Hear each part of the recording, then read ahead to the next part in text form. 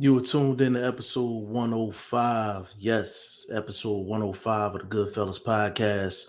It's your boy G5 Jeff TV, aka G5, aka 5, aka the Guru, in the building. Before I even get started, man, big shout out to Jaguar in the building in here early.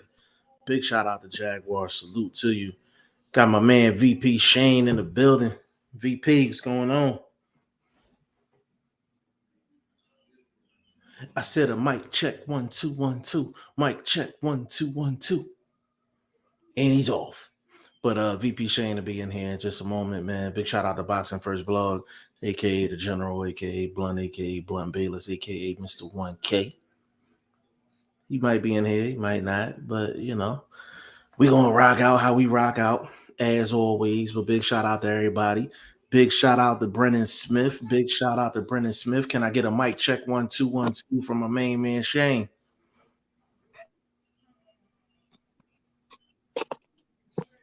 Shane, I can't hear you. I can't hear you. 1 second. Shane can't hear me. Hey, Jaguar and Brennan, put a 1 in the comment section if you can hear me. I'll make sure it's not me. Put a 1 in the comment section if it's if you can hear me. But big shout out to everybody, man. Welcome to G5 Jeff TV. Welcome to the Goodfellas podcast, man. We on episode 105, and we got a lot to talk about today. Got a lot to talk about. Now, for the hardcores, this was an issue that this was an issue that was already there, but it's real hot right now. You know what I'm saying? And we definitely gonna get into it. Brennan Smith, appreciate that. He said, I'm looking forward to this weekend's fight. Now we have a local card in Philly that's a pretty good card, man. Definitely looking forward to that one. Boxing is just on a nice streak right now, man. Like I like what's going on in the sport of boxing. It's a lot of good matchups that's happened. We getting a lot of unifications, and we can't ask for anything more than that. You know what I'm saying? Can't ask for anything more than that. Now, we're gonna try Shane again. Mic check, mic check. Speak. Mic check, mic check. Can hear you now. Cool. For the people that don't know, that's VP Shane, man. What's going on, good brother? I'm good. What's up? Hey, man, we just got on here, man. Just chopping it up. Yeah, you went on without me. You just said you're in and you started to live. No, I had it set for 5:50, so I was literally like on the countdown. So I ain't mean for it to go down like that. But Brendan, I'm pretty sure you're probably talking about Akhmed Delayev and Rios. That's probably the fight that you're talking about this weekend. Really good fight, man. I think Akhmed Delayev is gonna win the fight, but Rios a dog, man. Yeah. Rios a dog, man. Definitely a dog. I think Raymond Ford's on that card. And somebody else is on that card as well. He's main event. That is the main event. No, bro. There's another. Maybe it's main event, but there's another. The co-main event is real good as well. It's another lower weight fight. Oh, Rungvisai. Rungvisai. Yeah. Rungvisai. Yeah. Rungvisai versus who's he fighting? Franco. Joshua Franco. Rodriguez. Yeah. Yeah, he said Rungvisai. I hope he wins this weekend. That's a good fight, man. That's a good fight. That's a good card. Franco's coming off a good win as well, if I can remember correctly. Yeah. Jeff Spark of Divinity of NY. G5 Jeff TV. Salute. Peace. Salute to you. Andre Southgate. Salute all here listening. Big shout out to you, Andre Southgate, as usual. That isn't a bot, but it's very unique, so I respect it. Yeah, I respect it. Say hit the like button, people. Hey, I like how you talking. Hit that like button. Bruce, what's going on, bro? He said, peace, my brothers, man. Big shout out to you, man. I I was unable to catch it live. I'm gonna catch it tonight. The interview you did with Tim Witherspoon, man, I'm real interested in hearing what Tim Witherspoon had to say and kind of how you approached that interview. So I'm definitely going to check that out tonight. I have off tonight, so I'm definitely going to catch up on a few things. So looking forward to that. If you're not subscribed to Bruce Gas channel, definitely go check that out. Big shout out to Drew Titan too. Actually, tuned into his live. That's a wild dude, man. Like that's a wild Yeah, I dude. mean, I know. His energy I is heard you his speaking about energy him, is yeah. but His energy is I've never crazy. watched him. I don't. I've never really watched him. His energy is like he's like he's like blunt but amped up. Like energy wise, like he's blunt but amped up. Like it's Good. that energy is crazy. I can Energy is assume he's crazy. got a good following as well. Oh yeah, his following is I don't know how many subs he has, but his live had like over 250 in there. So and they say that's a regular for him. So I was like, man, that's what's up. You know what I mean? Bruce Gas said we had a blast with Tim. Yeah, I'm really looking forward to listening to that, man. I'm really looking forward to it. You know, that's definitely a good look. But the hot topic right now, and I actually want to dig into it a little deeper than what the actual news is. Um, basically, Tyson's Fury dad came out. Tyson Fury dad basically came out and said, like, yo, we're banned from going into the United States. Like, we can't travel to the United States because of the affiliation with Kinahan. And it was something we spoke about before, Shane, and we really didn't get like deep into it because it was like that we didn't want to kind of climb into that hole because I know what we were thinking, like, yo, we didn't want to get into like politics and like all this other stuff and we're not talking boxing. Mm-hmm. But I guess in a sense, I guess we kind of have to address this because where does the train stop at in terms of who can come to the States and who can't? Because I mean there's how you feel? that's a real good place to start. That's a real good place to start because I mean I'm sure I was hearing that Jake Paul was supposed to be fighting Tommy Fury. Mm-hmm, I mm-hmm. mean, where's that Yeah, fight going to take place? I mean, if Tyson Fury can't go in, I'm assuming Tommy can't go in. You know, yeah. so that's another thing. And then you also got to look at the fact that anyone who's ever signed to MTK Global has some form of affiliation with uh Daniel Kinnan. So I'm just again, where does the line get drawn? Are we gonna stop coaches? I mean, I know Frank Warren has had fighters who signed with MTK Global. I know Eddie Hearn has had fighters signed with MTK Global. I know, you know, I mean, Bob Arum has personally paid paychecks to, and ESPN has personally paid paychecks to Daniel Kinnan. So where are we drawing the line? Are we kicking people out of the country as well? I mean, I are really we? don't know. I Are mean, it's real murky, man. It's yeah. real I murky. actually want to bring up a I actually want to read this article that I seen. Um, let's see.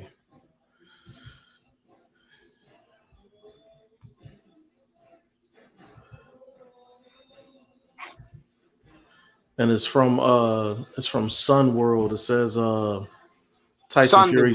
Sunday Oh, World. Sunday World. I'm sorry. Sunday World. I'm sorry. And it says Tyson Fury's dad admits he and Tyson are banned from U.S. due to Kinahan crackdown. Well, I mean, Tyson Fury. This funny. Tyson Fury's dad said that because Tyson Fury was banned. Tyson Fury's dad was banned from America before the Daniel Kinahan stuff came up. Because if you Yeah, guys remember, he wasn't there for all three of the Wilder fights because correct. he had a prior drug and illegal criminal convictions, which I don't need to go into. Him and Peter Fury, his brothers, have a historical criminal background, which is well documented on Google you can type in. It's very easy to find. Yeah, So neither of them could enter America before the whole Daniel Kinahan stuff. yeah, But again, where do you draw the line? I mean, yeah, where do you draw the line? yeah. So let's actually read this. John said we can't travel. Tommy hasn't got a team. His team members are not allowed in America at the present point of time.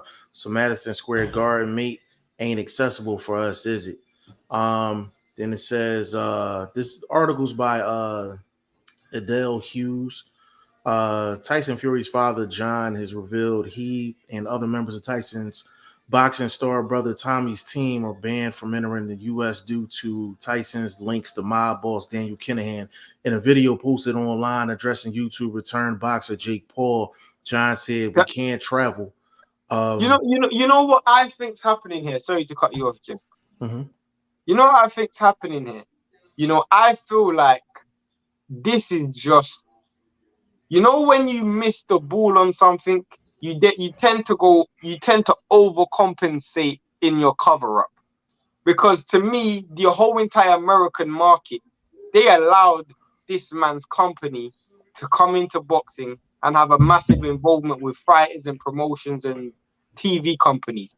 If you had done your due diligence in the first place, we wouldn't be in this position, because me and Jeff knows, and if you've been following boxing long enough, you would know that Daniel Kinahan's ties has been in boxing for a while, and his background is well documented. So if the American market, however you want to look at it, whether it's ESPN, whether it's the Top Rank, whether it's any investigation company that's allowed this man's business to exist in America, if they had done their due diligence in the first place, this wouldn't even have happened. Yeah, I'm gonna get to that in a second. Let me get through the rest of this. I definitely want to touch on that. Um, Jake Paul and Tommy were due to spar last December, but Tommy was forced to pull out due to injury. Jake took to Twitter today to demand Tommy fight him on August 6th in Madison Square Garden. Tommy Fury, you pulled out last year. He wrote, "Then you agree to fight me now, but your dad is trying to pull you out again. We've given you everything you asked for: 2 million purse, VADA testing, tampons. You have 24 hours to clear this up, or I will never give you this opportunity again." Responding, John Fury said, "We want this fight with you, Jake, because we know we can beat you, mate." John then offers to take less money to hold the fight in any other country. "If you want this fight, my friend, you've got it, but we can't take it in America. But we will negotiate less money to fight elsewhere in the world. Yeah, you can have it on the 6th of August, but it's got to be not in America because all us, I'll be honest with you, are suspended and banned for life. I can't get to you at all.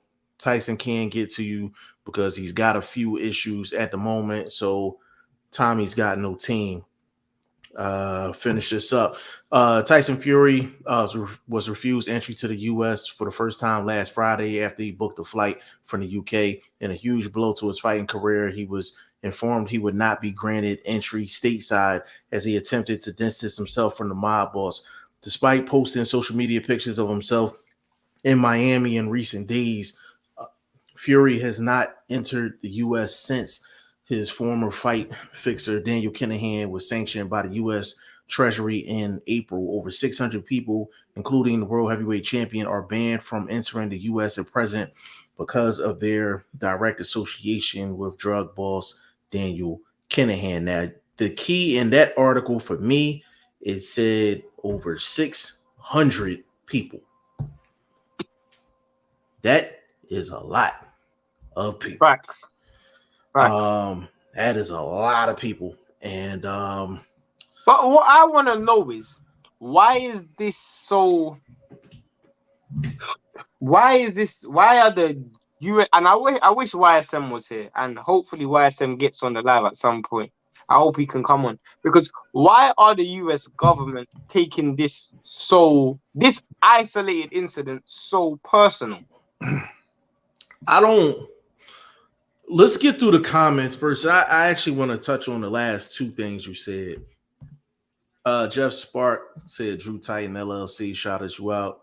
Yeah. Nah. Big shout out to Drew Titan, man. Like his, like I'm gonna keep it real. Like that might have been like I've heard about Drew Titan and I've seen like videos.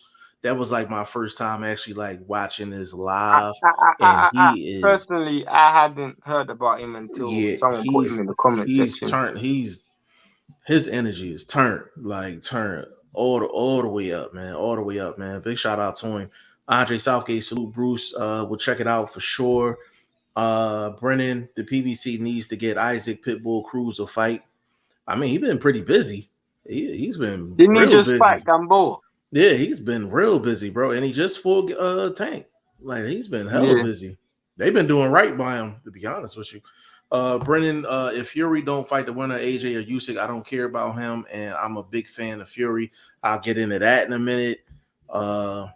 Bruce, salute, and Andre Southgate. My son, Chris G in the building said USA wants their cut. Laughing.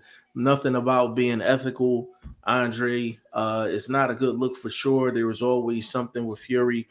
All right, so let me get into this. So, I'm gonna give people a little insight on how the U.S. operates in terms of the government, criminal activity, things like that. So, usually the U.S. will allow, and I'm this is generally speaking, and you can validate this through I don't care if you watch any crime TV show, movie, however the case may be, it's all the same. When they know they're dealing with a crime boss of this level, a lot of the times they're not going to say anything. And what they're doing is they're just sitting back. Okay, you did that. All right, cool. You did that. All right, cool. Okay, we're going to wiretap you over here. We got that. And they will wait years. They will wait years until they have everything they need. And then they're going to pull out all the stops and drop the hammer down. So all this means to me is they have everything they need and they about to drop the hammer down. He's no different than any other famous crime boss that has taken the fall. No different. It's just in the boxing realm. But we've seen this in TV shows. We've seen it in movies. We've seen it in classics. Like this is typical. This is how the crime syndicate ends.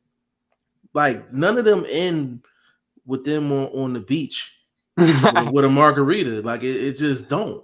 You understand what I'm saying? Like it doesn't. So that's what it is for me. This is my confusion. Because is there a warrant for Daniel Kinahan's arrest? No, there's not. So it's so here's the thing. So to get a dude like that, and again, this is generally speaking, I'm not trying to act like I'm some lawyer here, but the first thing that a government does when they're trying to track down somebody is they try to cut their lifeline in terms of funds. They try to cut it. They try to cut it as much as possible. Next best thing is going to be the travel. So if you cut the travel, then you cut everybody that he's affiliated with, their travel as well. Is they're putting the squeeze on him. They basically putting the squeeze on him, and that's what it is at the end of the day. But again, I have to echo your question. Where do you stop? There's over 600 people. I would love to see what 600 people. I mean, I would literally love to see the 600 people that are. Are any of them US? I mean, these are the key questions that I don't know. But again, I'm just like, to me, when it comes to Daniel Kinahan, I'm not aware that he's like that. I don't know if they want to arrest him, lock him up, but I'm not aware of any laws because Daniel Kinahan hasn't been in America for years, from what I know, from what I've been told. So I'm not aware of any of his of any laws that he's broken in America per se. I know this dude is he's supposed to be a cartel boss or whatever, and or mob boss or however you want to paint the picture. But I'm just wondering why America's taking it so personal. That's what I don't understand. I don't think it's I don't think it's personal. I It don't seems that way because I yeah, haven't seen any country take this amount of measures to stop someone who hasn't had any effect in their country. yeah, I so I when he first started dealing with Top Rank and started dealing with ESPN and all of that, and I was like, this is before anything happened. I was like, this is the worst thing this is the worst approach he could take. I said it's the worst approach that he can take because I'm like, you're putting yourself on center stage for everyone to see. And then it's not just as ESPN, is who owns ESPN is Disney. Disney is probably one of the top 10 companies in the world. Like, you know what I'm saying? Like, no matter what country you're in, you know what I'm saying? So, him putting himself in the middle of all that, it just brought a big spotlight um to his name, to everything that's around him. So I don't think it's personal. I just think it's something. I think it's something government wise. Like he's been put on their radar for a reason. I don't know what the reason is. Now, Shane, that part might be personal. I don't know. I mean, I have a theory.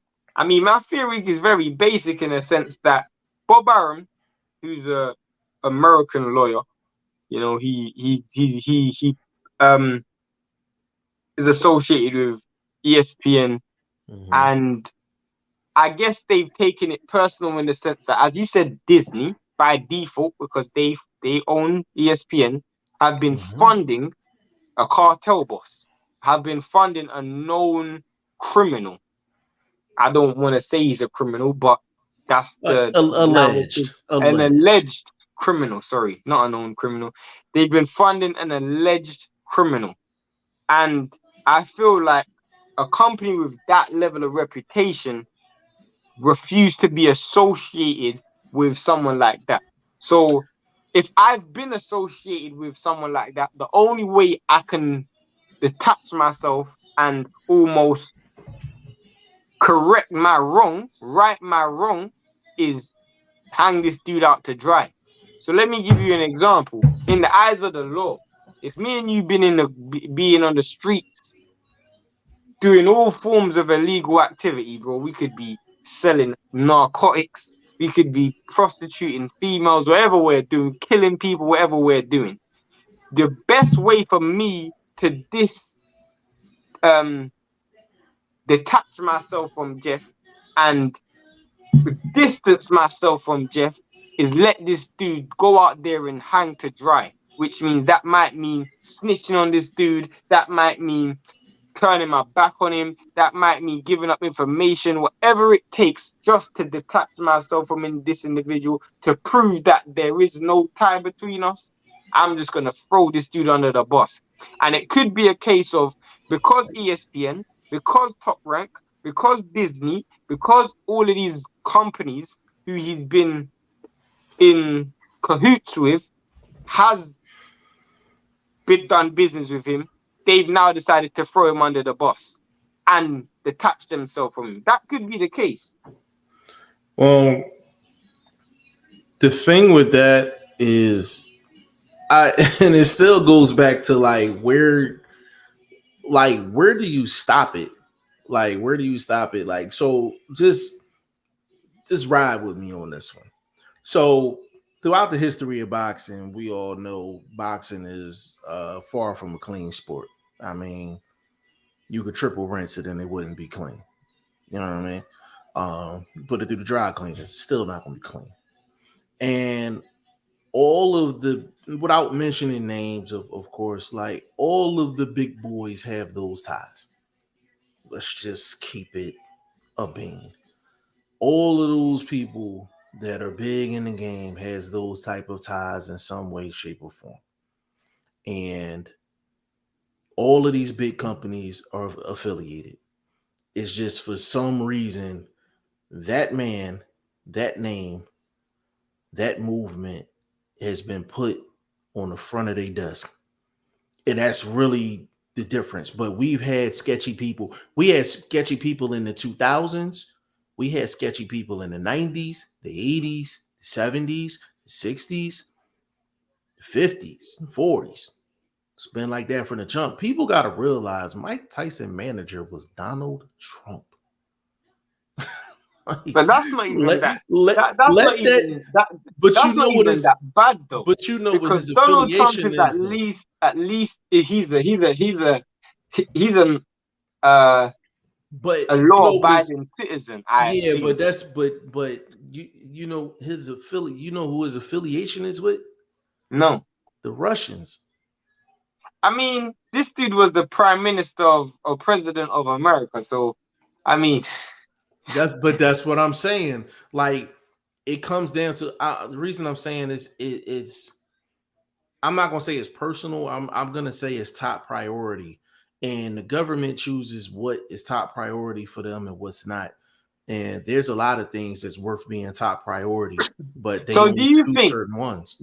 do you think, Jeff, that Daniel Kinahan moving to America and starting his operation in America was down to lack of due diligence from the American government, or just biding their time and waiting to collect data? Yeah, they whenever you're dealing with somebody big like that, they're collecting data. They are collecting data. Like it's just it is what it is. Like first of all, he's not a U.S. guy, so it takes more homework with a guy like that. Allegedly, you know what I'm saying? So you got to factor that in, and they get years worth of data, like years worth. And So you know the funniest thing, Jeff? You don't mhm. know the funniest thing? Right now, Tyson Fury is trying to detach himself away from Daniel Kinahan. But the funniest thing is, if Tyson Fury had detached himself from Daniel Kinahan in the first place, Daniel Kinahan would have probably been still less known. You know, once Tyson Fury became who he is now, all of a sudden the investigations in this dude's background has started to be, it you started got to become hot you got topic. you got to think about it. So he links up with Fury, and all of this is putting one and two together. Um, the um, the documentary comes out of Daniel Kinahan and his team, right? So that came out after he linked up with Tyson Fury.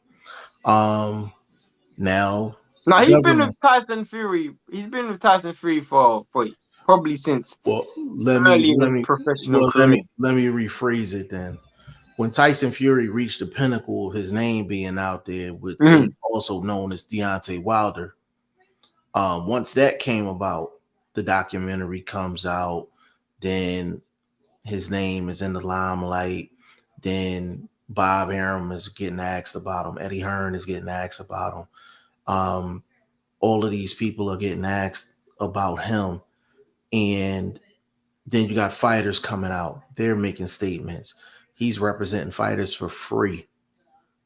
You know what I mean? He's representing fighters for free.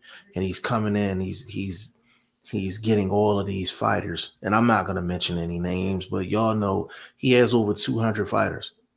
MTK Global has over 200 fighters. And the thing about it is, all of that sounds good in terms of your company, but where I'm from and how I grew up, like you don't do dirt and then go live afterwards. Like if you're going to do dirt, you got to lay low. I, I, You don't go out in I, the middle of a parade. Like, and I that's guess essentially what he did. I guess this is Essentially. a naive part of me, but this is the thing. He MTK Global, and this is the thing that they were trying to do, because I've known about Daniel Kinahan for years. Like I Mm-hmm. told that Jeff about Daniel Kinahan. This is way before the documentary. Yeah. This is early, early, early. Like I knew about Daniel Kinahan purely and simply because I knew about MTK Global and the foundations of MTK Global and how it started and the situation with Matthew Macklin and not needing to go down that road. And I definitely assume Matthew Macklin has to be banned from America, because Absolutely. him and Daniel Kinahan was the one who started MTK Global. But I understand the history of it. But if so, I don't want to do this to the people that's watching. I'll give you guys a quick history lesson of British boxing. We went through a drought where, because Sky, who was the biggest money pusher at that time, they put the most money in boxing, because they had stopped doing pay-per-views and money, and there wasn't really the marquee names. And the dudes who were marquee names, like the Ricky Hattons and the Amir Khans, they had gone abroad to fight. There wasn't a lot of money being generated in the British market. So you needed someone with upfront ready cash to put on fights, to pay for these fights, to put this money up, and I mean, you know what that means by me saying that. You need someone who's got money and they can put money up front. Right. For me, once and I think Daniel Kinahan was banned from the UK, or he was under investigation. He tried to detach himself away from MTK Global on a public surface level, And I know MTK Global have said that Daniel Kinahan hasn't run their operation in 4 years or 5 years, however many years it may be, on a public level. And legally, I know he had signed it over to somebody else and stuff like that. But there's a saying in anything, which is follow the money. Follow the money. And because the foundation of your company is built on questionable funds, now everything else after that point now has to come into question. But the problem that I have in this situation is the fact that I would say Daniel Kinahan has tried his best to stay out of the public eye. Personally, I would say that, because he signed over his company to somebody else. He's not done any public interviews. He literally lives in a country by himself. When I mean by himself, like he doesn't put on shows where he lives. Like you don't see interviews from this dude. None of that. He has no public output or outcry. No connection with the public. He's tried to keep himself out of the public eye as much as possible. However, when you're dealing with the game of promotion and boxing promoting and management, that's an oxymoron. I know Al Heyman's doing a great job promoting whilst being hidden and almost hiding in plain sight. But with you, it's impossible, because you trespassed. You went into the American market, and that's where the problem was. I guarantee you, if MTK Global stayed in the UK, they would not be in this problem right now. You know what? I'm glad you explained that, because I'm gonna throw a question your way. We've never seen Al Heyman really, never really interviewed, doesn't do media stuff. He's not in the cameras. He's not in the limelight. He's about as out of sight, out of mind as you can get. We can honestly say he's probably one of the top 5 names that's talked about in the sport. Facts. Even with that being the case. Facts. So sometimes you can do everything humanly possible to stay out of the way, but sometimes that works against you, because people don't know about you, they're going to start digging to find out about you, which is Why? going to actually Why are be you more not in the essential. public eye? Why Why? are you not Why exactly? did you decide to make this conscious decision to detach yourself away from the public media and away from the public eye? There has to be a conscious reason for that. And the moment they start asking those questions, why is Daniel Kinahan, the person who everybody says is responsible for Tyson Fury's career, and everybody else who's at MTK Global, never in the public eye? Once they start doing just about that much of investigating, they could start seeing that it's more than questionable. Yeah, it's having an adverse effect on what his real intention was, Yeah, because him signing over stuff and all that. I mean, that's that allegedly. That's gangster 101. I mean, you're trying to clean up, trying to you become a silent partner. Like we get it. Like we understand. Like we get it. Yeah, But I know that. We know that. We know yeah, that. we know We know that. that. That's cool. But at the end of the day, for some reason, his name is on the front of the government's desk, and usually, if your name is in front of the government's desk, they usually get their guy. They usually get their guy. So How do you think this is gonna end? I don't know, bro. I don't know, man. I'm more fascinated with what's the ramifications of the fighters that was underneath them. Are they a part of the 600? Are they going to be I restricted in mean, some way, shape, or you form? have Like to what? you have to ask that question because if You Tyson have Fury to. is being banned and he was a fighter of Daniel Kinahan, why isn't everybody else being banned? But at the same time, could that be because of his public endorsement of Daniel Kinahan? Could that be the reason? I mean, I would be surprised. I mean, someone like Spencer Fearon, I'll assume he's on that list. I'll Yeah, assume. gotta be. Gotta be. Uh, I remember hearing someone say Kugan Cassius is banned from America, and Coogan is it probably would on that make list. sense because I haven't seen him do any IFL TV interviews in America. He done the IFL he sends people over, but he personally isn't there. He doesn't come over right. So I I assume he's one. I mean, another person who I've been told, but I don't know, and I've been told by a good source that Ben Davison is another one who's banned from America. And why I say I've been told by good sources because I know Ben Davison wasn't in the Devin Haney camp, even when they were training in America. So that's another thing. But I mean, Yeah, bro, and you know what? And this is me being strictly a conspiracy theorist. Strictly a conspiracy theorist. A lot of people are talking about why Spence and Crawford is not done. A lot of people are talking about Spence and Crawford's not I done. don't think that's the reason. I don't know, bro. I I, don't know. I'll Nah, keep you it. got to think about. Actually, you know what, bro? You can think about Don't it this way. Think go about it ahead, this Jeff. way. Think about it this way, bro. You and I know the connection, right?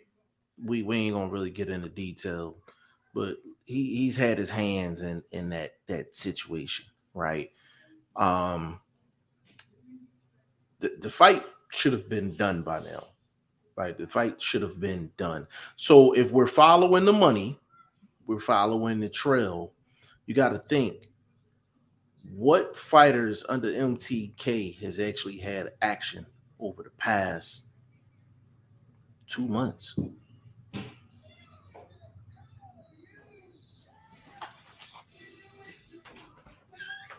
Let's look at a big name. Obviously, Jamel Herring. He was on the MTK Global.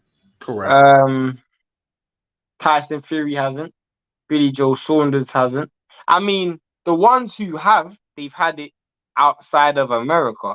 I mean, to build off that, Jeff, because you brought up a good point. Now you make me question that statement. With when it comes to the America, because that's a hard question to answer. That is a difficult question to answer. But it makes you wonder though. 100%. It 100% does. Because I'm gonna start asking you this question. Look how much fights Top Rank are deciding to do abroad. They're willing to send Beterbiev abroad. They sent Inoue abroad. They sent Josh Taylor abroad. I mean, a lot of you gotta ask questions of why. I mean, obviously they're American fighters. They're gonna keep in America, but I'm just wondering why there's just such a willingness. I mean, willingness just to send their fighters abroad. I'm a double back, and I'm a follow that up with another follow up. Um, Bob Arum had a chance to go to the UK recently. He decided not to go. When? He was in Australia, correct? Okay. He was in Australia, but there was there was a fight in the UK. Um, he's it's been about maybe about 2-3 times over the past couple of months. I, Somebody on top rank. I'm pretty sure you're right. I'm pretty sure you're I right. just the I name just is can't slipping think me of right the now. dome. Yeah, I the mean, I'm name's pretty sure slipping me you're right right. now. I was thinking about it. I was thinking about it earlier today, and I'm like, Bob Arum hasn't touched foot in the UK in a while. If you think about it, Probably since the Fury fight. yeah, he hasn't been there. Yeah, he hasn't been there since the Fury fight. He has not been in the UK at And all. since the Fury fight, Fury ain't been in America. Right. So that's what I'm saying. Like it's just it goes back to, and we're not trying to sound like investigators or anything like that. What we're trying to do is how far are they going with the ban? Like, is U.S. fighters involved? Um, I mean, what if a U.S. fighter wanted to travel from Texas to Florida? Are they I mean, banned? Like, you know what I mean? again, I feel like it's more about the public endorsement of him. But then Bob Arum should be in. Bob Arum has taken pictures with this dude. This dude has said he has no legal ties with him, but he's paid this dude. Right. And I think So everyone is paid. Everyone is paid this dude to a certain extent. Everyone is paid him to a certain extent. Like I like it's so many another American thing is fighters. what benefits? Because he's a manager. He was a manager and he managed fighters' careers. But I'm just really wondering what benefits a lot of these fighters were getting, because that might answer the question. What benefits Well, were they getting being signed to MTK Global? Because I can answer that. I could definitely answer that. go ahead, Like, but when you answer that, this could then answer why certain fighters may be banned from America and certain fighters aren't. well, it's the same reason why everybody signs with Al. Is like you want to sign with the guy that has the most power. You want to sign with the guy that has the most pull. You want to sign with the guy that has the most money. That's what it is. Like that's I why you mean, sign with an MTK Global. it's crazy because and it's unfortunate for me personally, and I'm talking about on a personal level. MTK Global used to send me to events, send me invites to events all the So, time. bro, so let me follow up on that. Just because the seed in the soil might have been a little tainted, don't mean that the operations wasn't legit when everything grew out of the soil. Mm-hmm. You understand what I'm saying? So it wasn't like MTK was a shell company that wasn't operating. Like MTK was an actual company, Organized. organized company within the sport of boxing that was putting in a lot of good work. Box, yeah, But good box. it's no It's just the different, foundation right? was. But it's no different. And I know you don't watch New Jack City. It's no different than Nino Brown being out in the neighborhood passing out turkeys. It's a good gesture. He's helping a lot of people out. But the seed is bad. You understand what I'm Where did you saying? get that money to buy the turkeys? Exactly. And I forgot who it was. I think it was a rapper. He was just like, he said, I never understood a Thanksgiving turkey drive and the turkeys are not cooked. He was like, if you giving it to homeless people, he said, how are they going to cook it? And it never hit me, yo. It never hit me. And I was like, yo, that is so true, yo. That is That so is so true. true. They was like, yo, like you got it. It has to be cooked. Like it has to be cooked. I, Like, you know what I but you know mean? what? You I can was like, apply that damn, you can apply that metaphorically to this boxing situation right correct, now. correct. As in the the turkey is a physical representation of an opportunity, of a platform, you Mm-hmm. know, and a lot of these dudes were given platforms and opportunities in a sense that weren't cooked. When I'm saying it weren't cooked, it wasn't, I mean, the foundations wasn't prepared properly, because you Right, see a lot of dudes now out on management contracts. You know, they didn't. It's not like with Al Heyman these dudes still have a certain level of, you know, Devin Haney Promotions. He has his own, even though he's not with Al Heyman, but Lions Only Promotions. You know, Tank Davis Promotions. You know, Mayweather had his own promotional company. Errol Spence's, like, you see what I'm saying? Like, they were able to build something for themselves. You know, right. you rarely see anyone with MTK Global. Like, look at Tyson Fury is the biggest boxing star in MTK Global. You don't see him start Tyson Fury's boxing. I mean, AJ started 258 management. You see my point? You don't see Billy Joe Saunders or everybody else who's made hundreds of thousands, millions of dollars working with MTK Global. All of a sudden, I mean, none of them had their own platform, something that they can build for themselves. You see my point? They never had nothing that they can cook for themselves.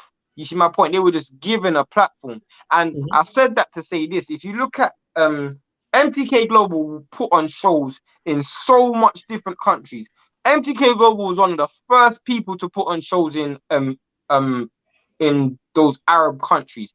I got multiple media invites. Ask Jeff, to Dubai, Saudi Arabia, all of those places.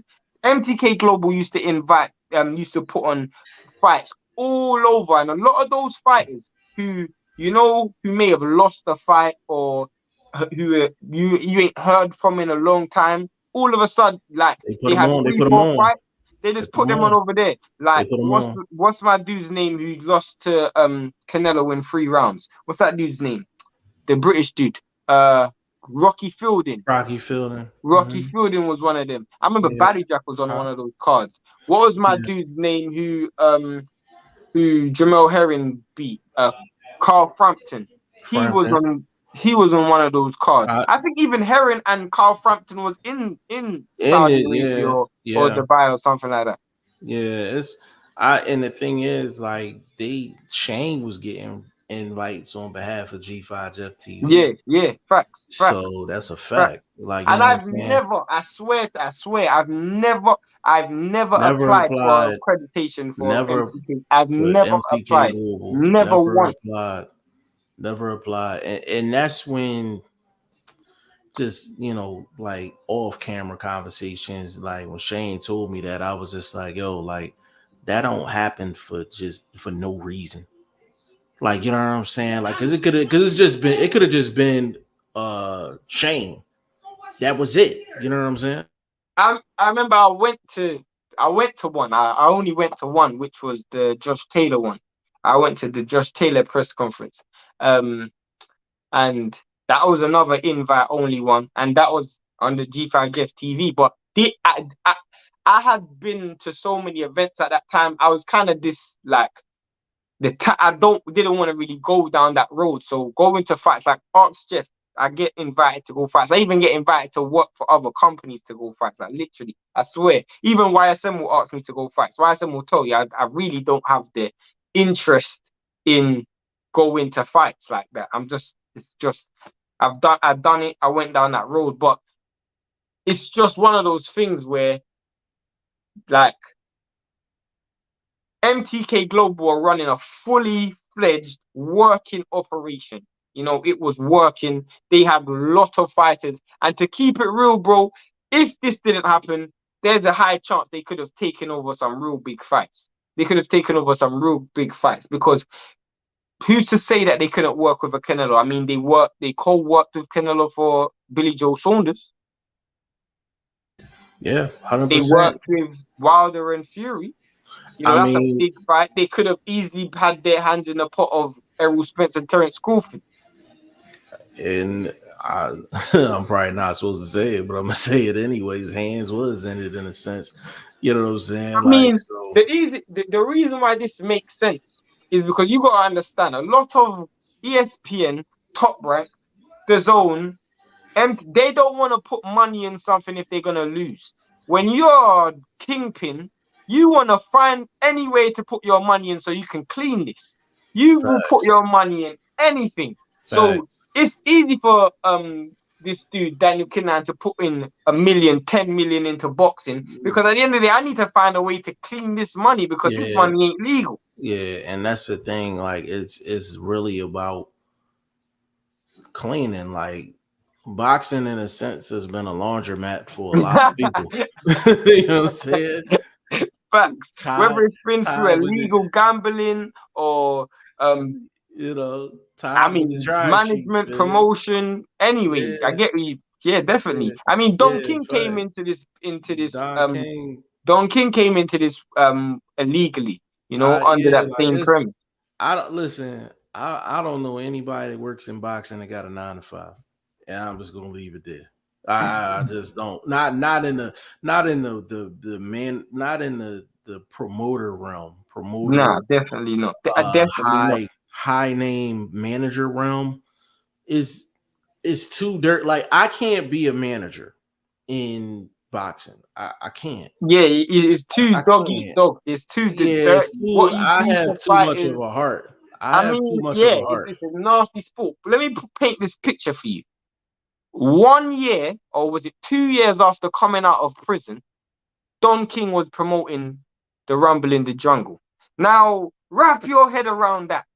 You are 2 years after coming out of prison, you're promoting the biggest fight in boxing history. That is like Jeff coming out of prison today, and in 2 years he's promoting Errol Spence versus Terence Crawford. That is it. You're nobody, and all of a sudden you're promoting the biggest. What? How? Yeah, How? and we know the answer to that. Let My me get point. in let me get in the comments. He didn't do it fair and He legal. didn't do it by himself. I'll tell you that much. Brennan Smith said, "Big Tony Accordo is the only one who walked away free." Uh, Andre Southgate, somebody will be held accountable. It's a matter of time. They can't block everybody forever. Uh, the quiet ones are always ones to look out for. The loudest ones in the room is the weakest in the room. That's a Right. fact. Burt Wood, I was told biting is illegal. He said a Frank Lucas line for sure, Burt, if that's what you're referring to. Yeah, that is a Frank Lucas line for sure. Burt Wood in the movie John Wick is MTK not dirty. John, I just, the thing that's crazy, bro. I just watched John Wick last night. Oh It's wow. crazy you said that. I literally watched John Wick last night. But Like I it's mean, crazy. to It's to crazy. to summarize everything, I mean, everybody's look. I mean, I'm sorry, we have to go to this. I have to say this because it kind of because I was going to talk about money, and right now you can see that where the money's coming from in boxing because a lot of people are trying to detach themselves from Daniel Kinahan and these organizations, and a lot of companies like the Zone, ESPN, Top Rank, they've all been running at a loss since COVID. So where are we going to get this money from? Here comes Saudi Arabia and Dubai. Please tell me, Jeff. Please tell me you watched the press conference yesterday, bro. I seen snippets, but I didn't watch the whole thing. Bro, they done a press conference and a media workout. I'm sorry to say, and I'm one of the least people to say it, bro. I thought that was like slavery. I swear to God, bro. I thought that was like slavery, bro. Who Like if did you who watch, did the media workout? AJ done it. Like he done a little media thing, but I meant, bro, it was it was like a slavery auction, bro. I'm like, it reminded me of Jack Johnson days. You know when you have the big black dude fighting in front of these rich people. I mean, there was no fans there, bro. It was just billionaires, or just a room full of like literally. Watch the press conference, bro. Can It's something I've never seen in my life. And I've watched, bro, I've been watching boxing my entire life. Before the bro? press conference started, you had Mm-hmm. like five people sitting in these chairs, Jeff. Like, like these high chairs, like they were royalty. I assume they were some form of the some form of Saudi Arabia royalty or something. And they were Yeah, sitting in these chairs, and the person who was the MC, he gave the floor to them, let them speak, and then they introduced the fighters and Eddie Hearn and the promoters and all of that stuff. And everybody in that room was like billionaires, bro. Like you could just see nothing but shakes, nothing but billionaire shakes. I'm like, bro, this slyly feels like some, you know, and there's a scene in Django where you got two black dudes fighting, and then you got yeah. those I need rich some. dudes just watching them. Yeah, yeah. That's what I felt like that was, I bro. Like just a bunch of for my own entertainment, free bags full, sir. How high, sir? That's what I felt watching that. I'm like, bro, I this is literally boxing is supposed to bro. be for fans. This kind of removed the fan element out of it, the Yeah, whole pride element out of it. bro. Like it's crazy. I remember when I remember when Floyd Mayweather. It was at one point people were talking about he wasn't like broke, but he was like, kind of going wild with the bunny or whatever. And I remember him having an interview, and he basically was like, he got offers just to work out, just to do boxing gym stuff in front of billionaires, and they was gonna pay him millions of dollars Bro, just to sit and watch him. do you see what I'm saying? Do you Just to see watch why him. I'm Yeah, like saying it's it's a bit, literally it's very, very, very, very it's belittling, bro. you know what it is, yo. Like it's almost like you're the auction item. Yeah, yeah, that's what I'm saying. Like you're the You're and you're you're almost the like showboating, putting on a show, 3 bags full, sir. How much, how high, sir? Kind of. And like bro, watch that. I pray, Jeff. Go watch that press conference. I'm gonna After, because watch me it. and you think the same way, bro. I'm After gonna watch the it. first 30 seconds, you're gonna look at this, bro. We're used to press conferences. Maybe press conferences might have a bit of fans. You have certain media, in the play in the arena, Yeah. Bro, there was nothing but shakes in there, bro. No fans, no nothing, just shakes. Yeah, and that's the thing, man. Like it's like when people, like I said, everybody got a price. I Everybody got a price, man. I can only remember, imagine how much money that's remember, generated, bro. remember, man, wrestling, $1 Million Man, Yeah, yeah, Ted yeah. DiBiase. I'm showing my age, but I don't care. But that was his favorite phrase. Everybody's got a price. Because I'm just Everybody's got a saying, like, price. you're removing the fun element from it. So let me ask you a question. Let's say Errol Spence and Terence Crawford. What if that was in the buy? I mean, that would remove the fan element as well, but the purse will be so big. Let's say they offer them 200 million, 100 million a piece. They're going to take it because the purse is big, but there's no fans. You're just So, doing it for billionaires' entertainment. but this is why I mentioned that in terms of the fight not being announced yet. So I listen, fuck it. I don't care. I don't care if this school's been private. I don't care. Any day, I'm like Terrence Crawford was had some type of like affiliation with MTK from a managerial standpoint. Um, so that's something that was going on basically behind the scenes when they were trying to work out the deal with Errol Spence. It's just me just putting one and two together. I do believe that Saudi might have been in play in regards to this fight. And if you think about, I'm gonna tell you why. I'm gonna tell you why for everybody start going all crazy and jumping all crazy. Everybody talks about purse bids and purse splits and Percentage. percentages and things like that with Spence and Crawford. And I haven't heard this much talk about how much another grown man is going to make in a fight in a long ass time. And I'm like, the reason why is because it should be a $100 million fight.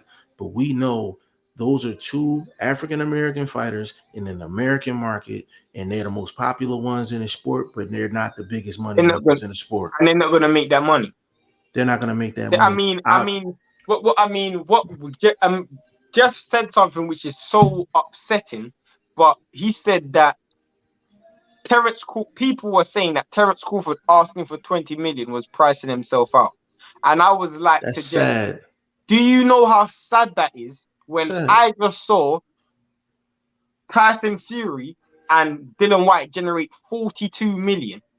So if if if if Terence Crawford is asking for 20 million for a fight that's supposed to be bigger than Dylan White and Tyson Fury. He's undercut himself, bro. Because let's say that fight's worth 50 million. 20% is you've undercut yourself 50-50. You've undercut 50-50. So you've given him the lion's share of the purse. But the problem is everybody in America, including Errol Spence fans, know that that fight doesn't generate enough money. Because It's on. if he asks for 20 million and Saudi Arabia are putting up the money, Errol Spence would give that in a heartbeat because he's getting at least 80 million easily. Mm-hmm. And that's the That's the reason. That's the reason why this fight hasn't been made yet, because Spence is at the apex of his popularity. He's at the apex of his fighting career. Terrence Crawford, apex of his fighting career. His name, apex right now. Everything about this fight, and it's the premier fight to make in the sport.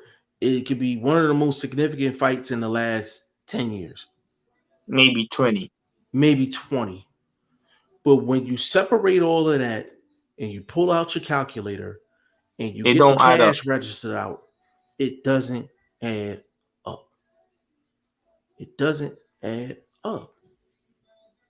And you have to ask yourself why. And this is why I don't get into discussions with purse bids, and I'm Yeah, not purse bids, but purse splits yeah, when it split. comes down to Spence and Crawford. Because I'm like, a lot of the people that be talking about these purse splits is the reason why this money, this fight, is not going to generate Mm-hmm. the money that it's Like supposed to even generate. Jeff is very consistent with that, because when Wilder was fighting AJ, Jeff said it's a $200 million fight. It don't matter about purse splits, bro. When you got $200 million on the table, I don't care how much the purse split is. That's $200 million.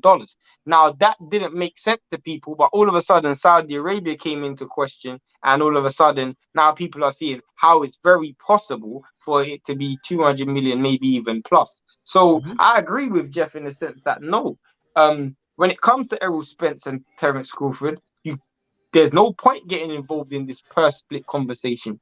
Now, I will ask you this though, Jeff. Do you think if Floyd was fighting now, he loves fighting in America? Do you think he would fight in Saudi? Hell yeah. Hell yeah. A Hold on pro now. fight, Hold I on mean, now. a pro fight. I'm gonna say no. I'm gonna say no. Why? He would only do an exhibition in Saudi, because no amount of money in the world is worth his record.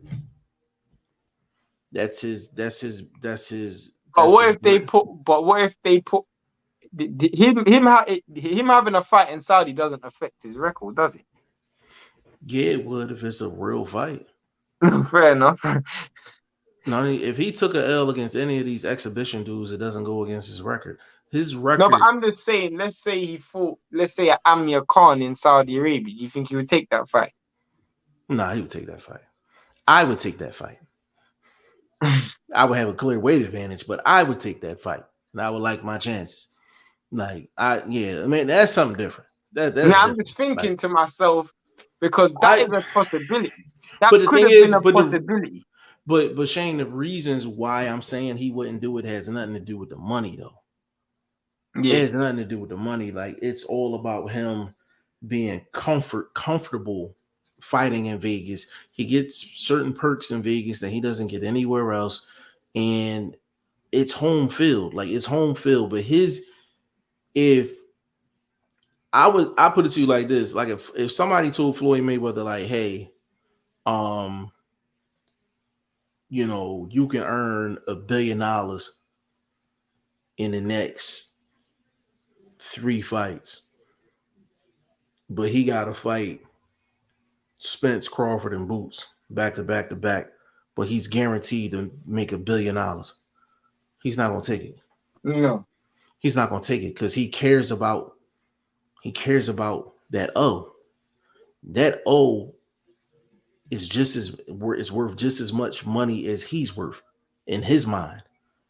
That's why he moves the way he moves. Like he will never fight a Spence type guy. He would never fight a Bud type guy. He would never fight a Boots type guy. All Like right, he would never fight those guys. what, Never. what, what did you think? I don't know. Did you see the face off between Music and AJ?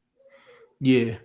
What did you Yeah. think of that? I mean, a lot of people in the UK are paying that a lot of attention. Do you pay any attention? Because Mm, obviously they were looking at each other, and obviously I they were looking at the demeanors of each other. For one, for once in my life, I actually paid attention to the face to face. What did you? I'll tell you why I after. I did too. I did too.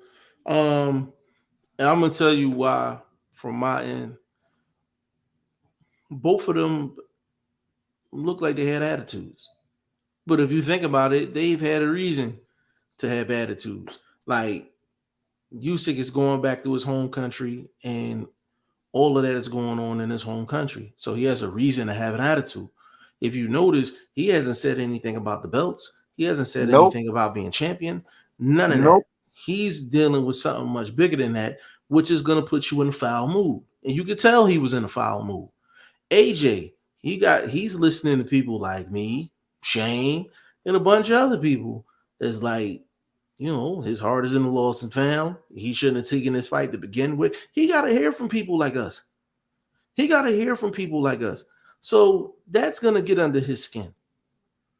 There's some people that think AJ got a shot. I don't think he got a shot in God's green. You know what I'm saying? I saw something in AJ yesterday that I don't know whether I should be concerned about or happy about. I don't know. He looked very motivated, and I wasn't surprised about that. But I also saw someone who was very, very emotional. When I mean emotional, in the sense that this was someone who literally felt like he had a point to prove.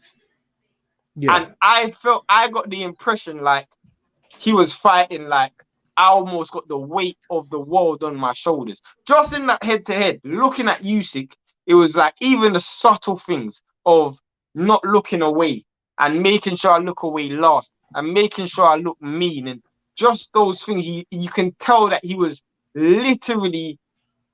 trying to prove a point, that he's not broken, that he still can still win. He's still the best version of himself. And that's a good thing and a bad thing, because it shows he's very motivated. It shows I mean, it shows that he has belief in himself from a confidence perspective. Like, he still believes that he can achieve something, but it also shows that not a little bit of insecurity, but it's like not comfortable. He looked a little bit uncomfortable. I know someone said AJ looked very calm. I didn't get that impression. I thought he was calm in the first press conference and the first weigh-in. I thought he was calm in the first weigh-in against Ruiz. I saw when I saw him against Ruiz in the rematch, I saw a person who was very, very confident. Like, he believed that he was going to win the fight. He believed that with this game plan, it's going to go right and win. I'm not saying he don't believe he's going to win this fight, but I feel like he's got a lot to prove. He believes that he has a lot to prove. And that's what's worrying to me. Yeah, I don't think he stepped into any fight not thinking he was going to win the fight. This is the first time I've watched AJ walk into a fight, and I'm like, boxing wise, I'm like, ain't nothing he can do. He gonna have to land a money shot. And I've Yeah. never walked in, I've never looked at an AJ fight, him going up against anybody, Andy Ruiz, it don't matter. Klitschko, it don't matter. I never evaluated an AJ fight, and I was just like, just boxing wise, I'm like, there's if Usyk is on his B+ game, I'm like, it ain't a damn thing AJ can do. He's gonna have to catch Usyk in an exchange, and he's gonna have to capitalize on a moment. It's the only way he's gonna win this fight. He's not gonna win no 12-round boxing match. To be honest with you, he's not gonna win no 8-round war because his gas tank gonna go out. Yeah. He has a 5-round limit. 5 rounds. He got 5 rounds to get it done. To hit Usyk was some big shit. And hold on, let me get this. Hold on, one more thing, Shane. One more thing. Even in the group chat, I think it might have been Will that put up a 45-second clip, and he was like, "This is the reason why AJ has a shot in that fight." I didn't respond to it, but I'm gonna respond to it now. What did he show? It was the 6th round of that fight when it was AJ's best round, but it was like the last minute of the round. And I'm like, out of it, this is what you really call like you're trying to find a silver lining any way you can. You Light literally at the have a end of the dark 12-round tunnel. fight, right? You got a 12-round fight. And Will, that's my guy. You have a 12-round fight and you highlight 1 minute and you like, this is why he got a shot. Like, let that sink in for a minute. Yeah. Like, you got You got to rely on the 36 isolated. minutes. 36 minutes, and all you can highlight is a minute out of 36. And that's why he got a shot. That's disturbing. That's not good. Like I would say, I didn't respond to it, but I was just like, that's not encouraging. I mean, Like, that's not encouraging. again, another thing which I feel like, and I've said it, I I don't think it was a good idea getting Robert Garcia in the corner. I just don't believe it is. Robert Garcia isn't a tactician. He's a good coach. He's a coach who's worked with multiple world champions, never a heavyweight, but that's fine. But he's not a tactician. Correct. AJ is gonna need to find a way to win this fight.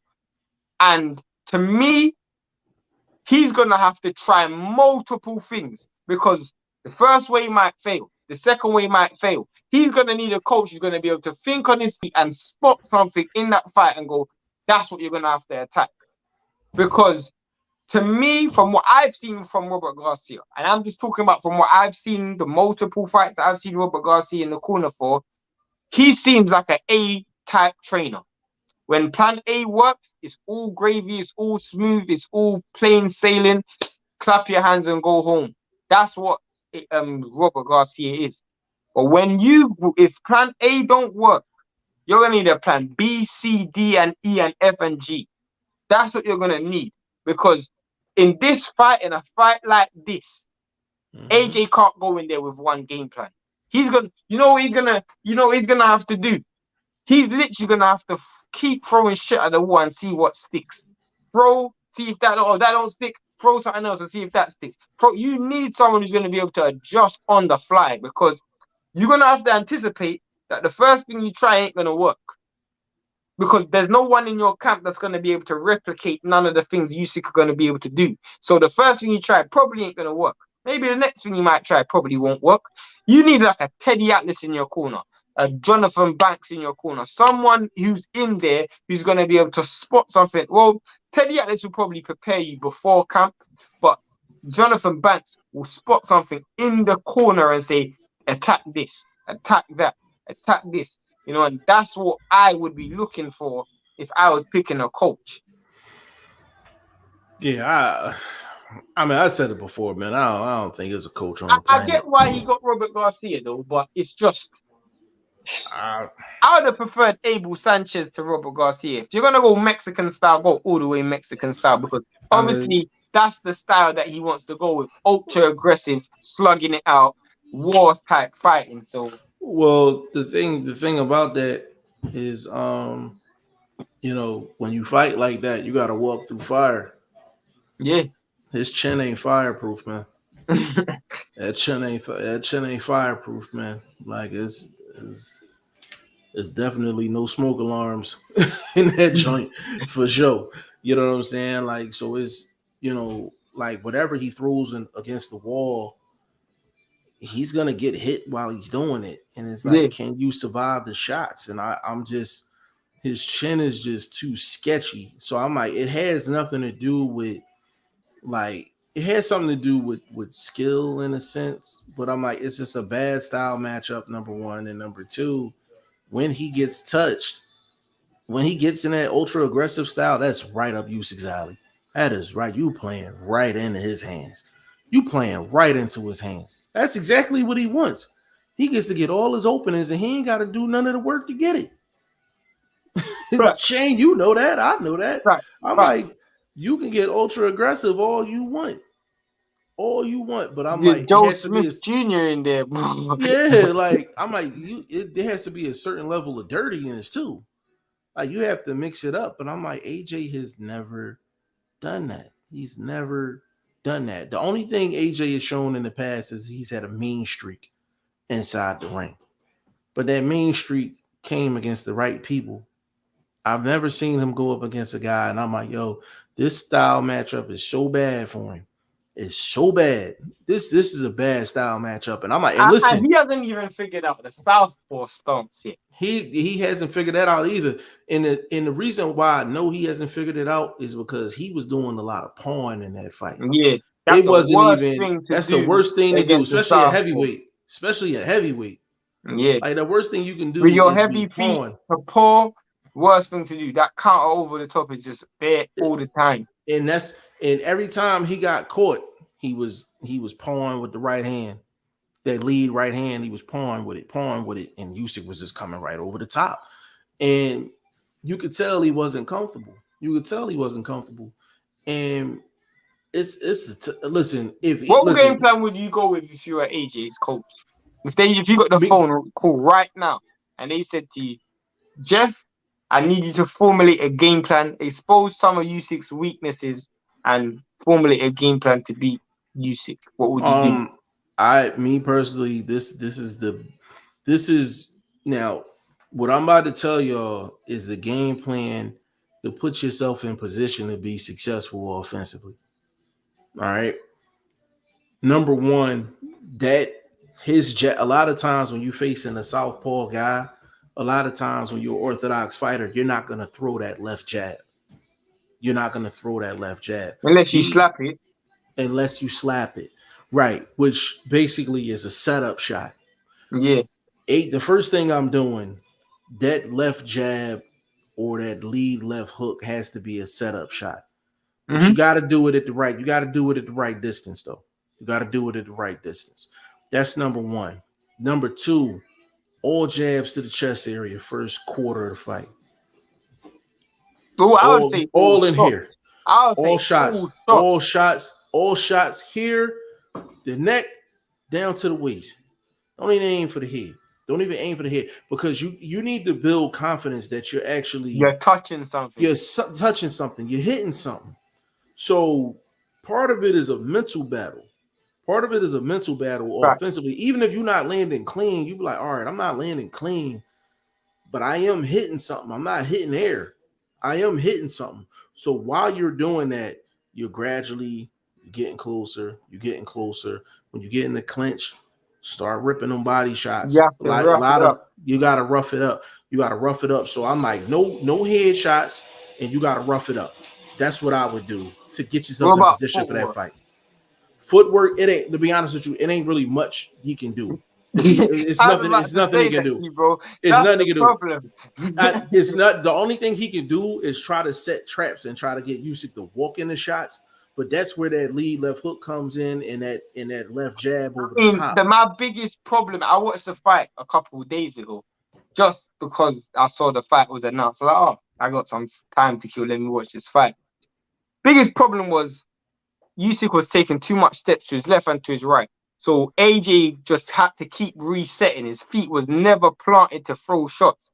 I mean, that was a key to the whole fight. I don't know what AJ can do to negate that.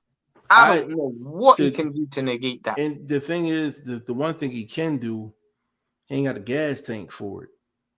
Like if you bull rush Usyk, he's gonna just get out of there.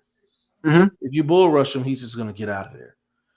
AJ doesn't have the stamina to bull rush multiple times in a round and last the entire 12. Yeah, he just doesn't. But you can fight Usyk in spurts. And what about the nasty tactics like what the Mexicans used to do, like step on the left foot? And his feet ain't even good enough for that. He could do that. I mean, I'm just trying to figure out something. Bro, Usyk would have a better chance doing that than AJ would. Yeah, I know. AJ's feet is just so terrible. That's the problem. I mean, working with Robert McCracken, you could clearly see that's the problem. Like, Robert McCracken's never worked on footwork. Yeah. In fact, most British trainers don't work on footwork enough. I give Ben Davison credit. He actually is one of the coaches that do. But yeah, and you know the thing that's crazy, bro? Like, AJ does a lot of people that are AJ fans. They'll say, "Oh, well, his feet not bad. He does a lot of bouncing." I'm like, "Yeah, he bounces in place." Yeah. If you notice, he's like this. but he's bouncing in place. It's never side to side like this. He's just bouncing in place. Like, you know John Witherspoon, the comedian. yeah. Oh, bro, he has a stand-up comedy on Def Jam where he's dancing and he's literally doing the exact same thing he just Yeah, done, where like he's when he just do on his his toes, just bouncing in the yeah, same place. he do that in his movies. He be like whoopee, like he be Yeah, like this, just yeah. bouncing in the Or same. or he'll stand in place. He be like bang, bang, bang, bang, bang. Like you know what I'm saying? Like Facts, bro. that's how AJ move. Like that's how he bounce. Like he bounce No in place. circling, No no circling, no nothing. like, and AJ, like this is the thing with footwork is very subtle. Like I can break down the X's and O's of footwork to the day I'm old. Like it's very, very important foot placement, especially against a southpaw. In fact, it's more important than hands. You literally can win a fight purely and simply of footwork. You know, that literally. I know people who say, "Oh, but you need to throw punches." Listen, if you're not throwing punches at the right distance, your punches mean nothing. Your Correct. foot is the what's it called? Like you might have an atomic bomb, but you need something to get that atomic bomb to the place that you need it to land Yeah. and do what it needs to do to Yeah. detonate. You For know? sure. For sure. Burt Wood, he said G5 was John Wick 1, 2, or 3. They all badass. I was watching 3. Man. Stay ready in the building. Big shout out to Stay Yeah. Ready. Say what's good, family. Big shout out to you, big bro. Brendan Smith, he said, will we ever see Fury versus AJ or Usyk? I'm I, optimistic. I'm optimistic as well. Because to be honest with you, no matter what's going on, Fury gonna need to step back in the ring to get some money outside of Daniel If, Kinahan anyway. if AJ wins, I am very confident. If Usyk wins, I'm less confident. Because if you think about it, because I'm actually I'm very confident that Fury's gonna fight the winner. Because think about it, he like what if they like not wishing this on him, but I'm like usually when you affiliated with people like that, You say they freeze usually it's the assets. travel. Yeah, usually it's the travel and then they freeze assets. But I'm like, if he fights a legit fight and he's not affiliated with Daniel Kinahan, they technically can't freeze that. I mean, he just fought a fight that wasn't attached to Daniel Kinner Yeah, for but I 30 could something million. yeah, but that's the thing though. Like they can't target all of it, but they could definitely target some of it. You know what I mean? So I think he's definitely gonna fight again for sure. I mean, Like, I wonder if Top Rank are gonna be. I mean, do you feel like this is a little bit of a coincidence, Jeff? All of a sudden, he gets banned from entering America after his 5-fight deal with Top Rank is up. Don't you think that's a bit of a coincidence? He had 5 fights with Top Rank, the two Wilder fights, Dylan White, um, Otto Walling, and Tom Schwartz. He had a 5-fight deal. I think you guys should all remember that. mm-hmm. All of a sudden, he's not allowed to go to America. The same time his 5-fight deal with ESPN's up. Do you not find that a little bit of a coincidence? Maybe I'm reading into it too much. Maybe I'm just I overthinking. You are reading into it too much, but it's a hell of a read, though, man. I give you that. It's a hell of a read. Hold on. Brennan said, I don't think Fury can win against Usyk.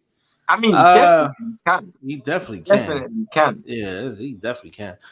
Southgate, I hope this doesn't hold up the heavyweight division. Will be a shame if it does. The heavyweight division is already struggling in the sense that I don't feel like the depth that we saw maybe 2 years ago. It doesn't have the same level of depth anymore. You Yeah. know, a lot of those dudes have taken losses. A lot of those dudes have gone a bit long in the tooth. You know, the dudes that Tony Yoka's taken a loss, Dylan White's taken a loss. You know, Andy Ruiz hasn't looked as stellar as he looked prior. You know, Dubois taken a loss. You know, it's not the same division that we saw maybe 3-4 years ago. It's a lot of guys they're trending down. Yeah, I mean, yeah, I mean, Stocks. if AJ and Usyk fight each other, or if Usyk and Fury fight each other for undisputed, it's like then what? it's not like at 122 where you got the likes of Raisa Aleem and Mm-hmm. Figueroa is still there and etc. etc. I can go down Mm-hmm. the list. Or at Mm-hmm. 147 where the undisputed can still fight Boots or Virgil or Conor Ben or uh, Thurman or something. It's not Yeah. like that. Heavyweight, if you become undisputed, there's not really much fights out there for you. Yeah. I mean, Yeah. maybe Tyson Fury might fight Joe Joyce, good fight. I think that's a good fight, but it ain't the same glitz and glamour of as undisputed. Facts. Facts. Um, Southgate said Usyk is very dangerous in the rematch. I believe is going to be harder than the first time. Oh, that's a Still fact. giving him a puncher's chance though. So the thing about this Southgate is he won that fight against AJ in my opinion pretty easily, and I don't think he had everything figured out. I don't think, So but going into the fight, I don't think he knew whether he could take AJ's punch. I didn't yeah, think he knew if he could hurt AJ, and I also didn't think he. I mean, he was going forward in that fight for a lot of that fight. hmm I didn't think he would have thought he would have been that comfortable to go forward and press the action. yeah, I expect for Usyk to be more dynamic offensively. I expect for him to be Especially very in the latter dynamic half of the fight. offensively. Yeah, Especially because that back AJ's gonna half come out aggressive. from AJ's gonna eight come out aggressive. from But 8 to 12, Usyk should look like gold rounds 8 to he 12. might stop him. I literally believe he 8 to actually 12. might get stopped. If Usyk opens up, he can get AJ up out of there. He can get Because AJ up out of there for AJ is sure. gonna be much more aggressive, which means his gas Yeah, tank's it's gonna be gonna called into question, his chin's it's gonna be more called into opportunities. question. Yeah, and it's gonna More be opportunities to get hit. And I yeah. just feel like bro. I listen. I would not be surprised if Usyk gets AJ up out of there like in 9. I mean, because I wouldn't be surprised. I feel like at some point, AJ is gonna be like, do I want to get knocked out and go for this, but risk getting knocked out, or do I just want to survive and go 12? And I think AJ's pride isn't gonna let him say, you know what, Listen, let's just try and last this AJ for 12. AJ is one of the most prideful fighters in the Mm-hmm. sport, and I will definitely give him that. He has a 80s type demeanor to him in terms of he doesn't care who it is, he will step in the ring with him. And that's what I respect about AJ. I think he will literally hop in the ring against anybody. Like in a way, it's kind of when you think of it, it's kind of crazy because this is certain dudes you just should avoid, but AJ's like, nah, like just bring them. Like, but I used to think the same thing about Amir Khan. I'd be like, yo, like this dude is freaking nuts, yo. Like I he mean, will I fight mean, I mean, anybody. Like, we're seeing this with Anthony Yard, but I think Anthony Yard is a little bit different. I think yeah, Anthony Yard is more neglect than what AJ is just bad decision making at the wrong times. Anthony Yard is just out and out neglect. That's like having a new child, a, a 2 year old, and just leaving them with a pedophile. Like that is literally like what you're leaving Anthony Yard out to the slaughter. I mean, but yeah, it's just ridiculous. yeah, Ridiculous. Like you've had 30 fights, amateur and pro combined, and you're about to fight a 400 and plus fight career, two-time Olympian. This dude has had multiple world title fights, fought multiple world champions, and never gone the distance. He's fought fighters incredibly more experienced than you, the likes of Kovalev, Volzik, Usyk, Hunter. He's fought way more fighters than you. yeah, And you're gonna throw him in there, just this young puppy in there with a live pit bull. I mean, talk about neglect. That is the yeah, definition of neglect. yeah. It's crazy. Burt Wood just saying not many people pick AJ to beat Ruiz too. Nah, Ruiz beat himself. I picked AJ to beat Ruiz. Yeah, 80 pounds I was overweight. Ruiz confident. still went distance. Yeah, we both I was said A was. confident AJ Yeah, was we gonna beat both said Ruiz. AJ was going to win that fight. We said it before the weigh-in, but after the weigh-in, we was like, yeah, we was like AJ's winning this fight. What weight is AJ's good winning this for fight. AJ in this next fight?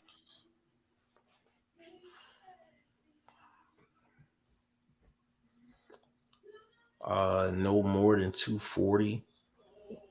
No more than I was thinking 240. 240. I was thinking 240 as a No weight. more than 240. I I think think he that's was solid. 230, 235 against Usyk. But I don't think the weight was a problem in the last fight No, I anyway. wasn't. It's just it wasn't that. I don't think. I just don't want him coming in heavy. I think Like it's, but the that light, would be a problem. That yeah, would the be a problem. light, it's funny because it's like you don't want him coming in heavy, but the him being light is not going to better his chances either because his feet bad. I I just don't mean, want him heavy you because don't it's going want to make the. it I don't, worse. if he's too heavy, the gas tank's gonna go The quicker. gas tank is going to go. Like that's a fact. Gas tank is definitely going to I go. mean, So I want him lighter for that reason though, like with just to conserve Usyk, his gas tank. I think Usyk's probably gonna be somewhere around 220, like maybe 218, 220, between 218 and 224. I can see Usyk coming in around there. And Yeah, I don't think that's a problem. I think yeah, he's gradually. I think he's done the heavyweight route the right way and put on the weight gradually. I think when he fought Witherspoon and Chisora, those were the times where he was slowly building up, acclimatizing him to the weight. And then I think he fought AJ at 220, so yeah. I he didn't and give up too much of a weight advantage anyway. the thing about AJ's gas tank that's concerning to me, which is the main reason why I think he's going to lose this fight. Um, Usyk didn't put no real body work in to kind of drain the No, battery. He didn't walk all around the ring. He was pretty much in in AJ's the yeah, wheelhouse yeah. the entire time. Like they was literally just circling the ring, like right in the middle. So AJ's gas tank should have been fine because he didn't have to do a lot of searching. Usyk was right there in a They sense. have to throw. It was a very low output type fight. Yeah, so I there was no reason why it's no reason why the gas tank shouldn't have been higher, for me anyway. Because I I'm mean, like, I've never Usyk didn't seen give him a AJ play reason. high speed chess neither. High speed chess is one of the hardest types of like it's one of the hardest things to do. To play high speed chess.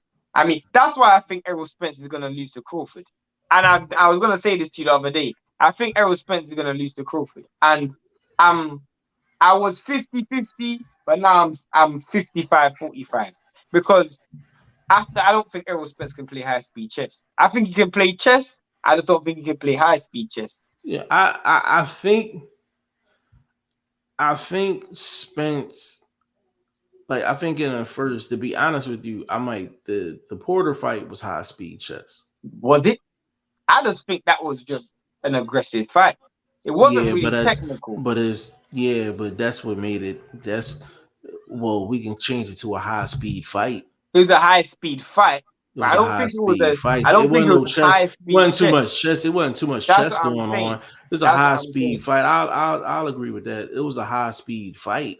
I You know think what I'm this saying? fight is gonna be high speed chess. Both dudes are gonna have a mutual respect for each other, but they're gonna want to get certain offensive things off without making mistakes. So they're gonna have to set traps at a certain phonetic pace, worrying about what's coming back at them. I'll give you an example of I'll give you a recent. I'm trying to figure out a recent example of high speed chess. I can name off the dome, but I don't know if he had watched that fight. Um,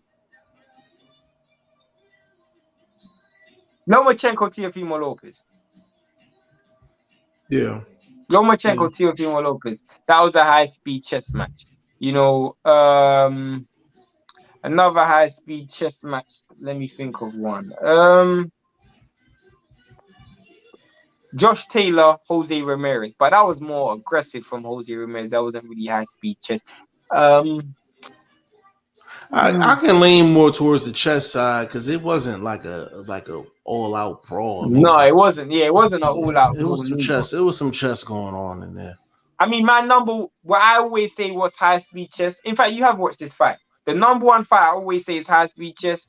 Is if no one's ever watched this fight, go and watch it. You will know what I mean as soon as I say Brady's versus Usyk. That was the definition of high speed chess.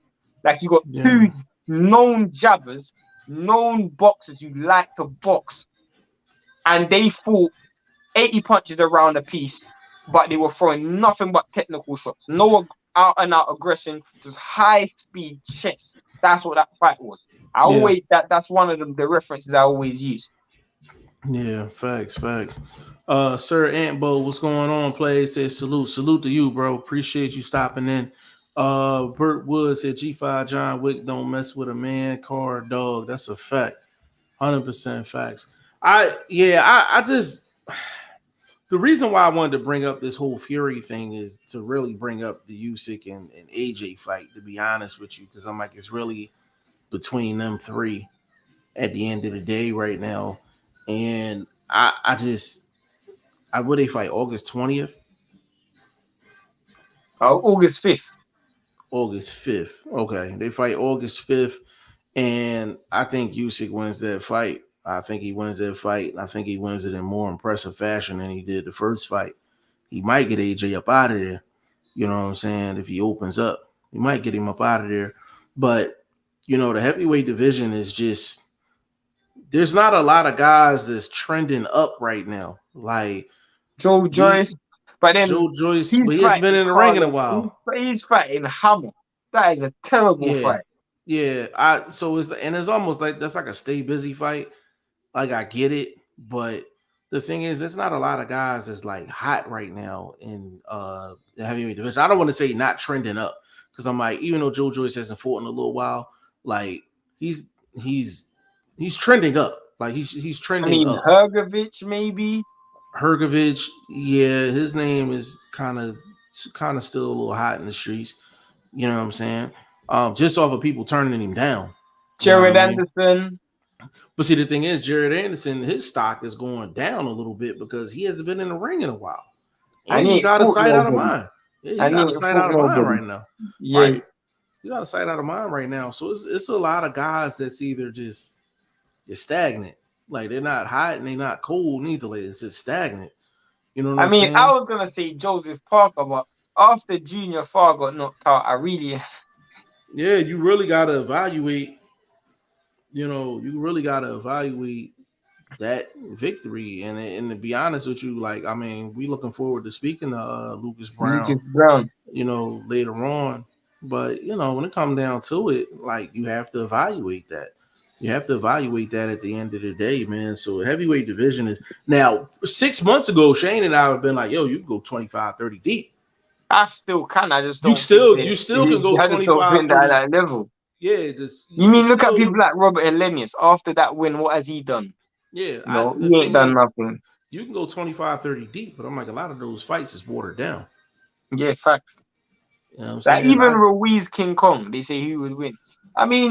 That's a tough to ask, but I'd probably lean towards Ruiz, to be honest. Yeah, and that's a terrible fight, yo. I don't care what anybody says, yo. You think so? Not that bad. It's not that bad. That's a bad fight, yo. Why? That's a bad fight. Because, like, what does it do? What does it do for Ruiz if he beats Ortiz? They're just gonna say he was an old ass dude. Profile? They're just gonna say he was an old ass dude. Right. But maybe it might set up a Wilder fight, him versus Wilder. That's the only benefit out of it. That's the only benefit out of it because PBC don't have anybody. That would be an amazing comeback fight for Wilder. Bro, that's the outside of Wilder, that's the biggest fight they can make a heavyweight. What? Ruiz and King Kong. You mean on PBC? Yes. That's the biggest heavyweight fight they can make that doesn't involve Wilder's name. Yeah. That's sad, yo. That's not good. That's not, and it's gonna be on pay-per-view. Like that's not good. Oh wow. That's not good. Wow. That's not good. Listen, that person. Daryl Miller's coming back. The thing that's like so ironic about his comeback. He's coming back on a card that has to do. It's the theme of it is like anti-drugs. What? Like I'm not even. How is that the theme? What do you mean? Like so, it's like they. You know how you know how they'll have an event and they'll be like all of the proceeds is going to this charity or something like that. It's Yeah. kind of something like that, but it's literally like an anti. It's to support like an anti-drug campaign or something like that. Like dead serious. Someone Like done that. Google it. Someone done that for Yeah, like Trump being or Joe. sarcastic or Yeah. just nah, like, but it's crazy. You know what I mean? Like it's really crazy out here. He said Ruiz versus King Kong, who will win? I'm leaning towards Ruiz. I'm a lean towards Ruiz only because King Kong's chin has been I kind of mean, he's rattled done, around. bro. That dude Yeah, got dropped with a jab against Martin. yeah. I mean, you smell the icy hot from the locker room, man. Like he's I like, mean, if oh I'll be looking to put what's it called? I mean, Jared Anderson with any of those dudes right now. yeah, yeah. He can go in against any of them dudes for sure. Brennan, don't see Wilder this year. I don't know if we will see him. To be honest with you, bro, he's in a position where he don't have to come back from a financial standpoint. And of course, I'm not in his pockets, but based off of the amounts that Been he's paid. been paid, if he's been smart with his money and not put it in Bitcoin, then he should be fine. Why did you You say know, not put it in Bitcoin? right? He should be Why did you fine. say that? Bitcoin is down so much right now, bro. It's professional athletes that put all their salary in Bitcoin, and it's down like 50%, 60%. Who? You know what I'm Who done that? saying? Um, a lot of football players. A lot of Oh football wow. players. Yeah, a lot of football players. I mean, I They heard what's it called? I heard what's going on with Kyrie Irving? I saw something today. I don't know what happened. Kyrie, so he has an option of either opting into his contract or he could become a free agent. So there's a bunch of back and forth between him and the Brooklyn Nets. The Brooklyn Nets don't want to give him no long term deal, but he's eligible for like a 5-year deal worth like $200 million, and they don't want to give him the 5 years. They don't even want to give him 3 years because he's so just inconsistent. Like he's just weird. Like When he's you just mean weird. inconsistent, what do you mean he's not playing well? He didn't want to get the vaccine, which I can respect that, but he lost $17 million by not getting the vaccine. He missed a lot of games over the last like 3 years. Like he'll say, "I need a break" and just take a week off and say it's for something important, and then you'll find him at a party or something. Like he just Oh, random. He just super random. this Like is the Adrian Broner of he's the basketball. AB of he's the AB of basketball. Like it's crazy. And Uh, Golden State won the finals. I watched it. I yeah, watched Golden it. State won the I watched finals. it. Yeah, and that team gonna be tough next year too because I I pretty heard, much I all heard, know I from them. heard there was a speculation that LeBron was going to Golden State. He love Golden State, man, but he ain't going there, man. He ain't going there. The league ain't gonna allow that. Why? That'd be he would win a they'll win a title every year, bro. They would win a title every year. Like But LeBron hasn't won a title in a couple years now. How many years has it's it been been since like LeBron? uh three, Okay, I thought three. so. Yeah, three. He won the one when they was in the bubble. When the pandemic started. So it was what 20. Okay. That was 20. Yeah. So hold on. He said Burt will say, remember this. Garcia will be AJ excuse. Nah, he won't be. Nah, I don't think so. I don't I think just so. think people just accept that there's levels. Like if AJ convincingly beats Usyk, I will be praising, singing all his praises, bro. But All of I them. just think people are gonna call AJ a bum after this. Even if he wins. No, if AJ Oh, loses, they're just just gonna call oh, if AJ he a leaves, bum. yeah, they're just gonna call him. Yeah, they're just going. But see, in the AJ fans is still gonna give him an opportunity because they're gonna be like, "Yo, that was just a bad style matchup." I don't think it's got nothing to do with being a bum or none of that stuff. I just think certain fighters is just better than you. Yeah, yeah. I still give him a good chance against the Fury. I just think, I mean, a mentally prepared and emotionally prepared AJ, I give him a good chance against Fury. There's I a mean, at lot of least guys at 40%. heavyweight. There's a lot of guys at heavyweight. I think AJ has a good shot at beating. Like, but it's just this one is just the style. It's just the style. Like, it's I just give him more chance. Nah, it's a lie. I would say I give him more chance beating Usyk than Fury, but that's a lie because I don't know where his emotional and mental state is right now. That's my problem. If he's emotionally and mentally stable and right, then I give him a good chance. yeah. Yeah, facts. Burt Wood said G5 who wins Akhmed Delayev or Ronnie I Rios. lean towards Ahmed Elias. Yeah, I'm gonna lean towards MJ on this one, but Rios is really, really tough, bro. I wouldn't be surprised if Rios pulled off the upset. I'll say that. I wouldn't be surprised neither, but I'll be a little bit disappointed. 'Cause I wanted to see Fulton versus Yeah, Ahmed. yeah. Say who wins, Jesse Ben Rodriguez or Rung Vasai.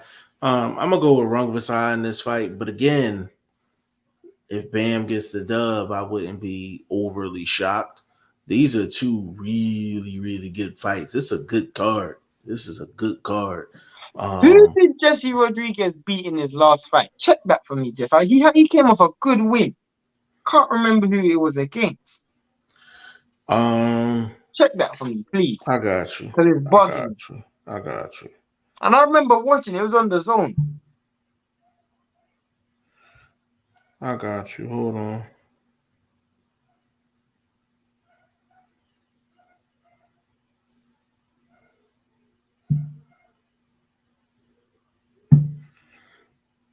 I got you. Give me just a second.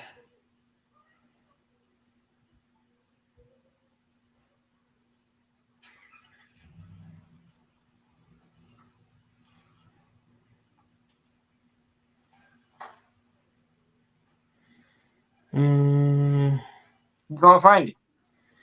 I'm in I'm in box rec now. Hold on.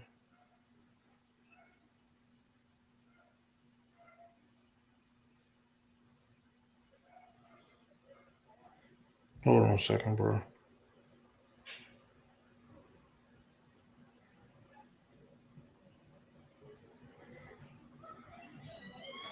I think my spelling is wrong. Hold on.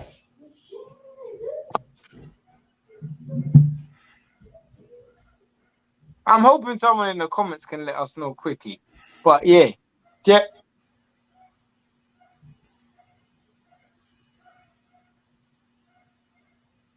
It was bugging me ever since that came up because he fought. Who did he fight?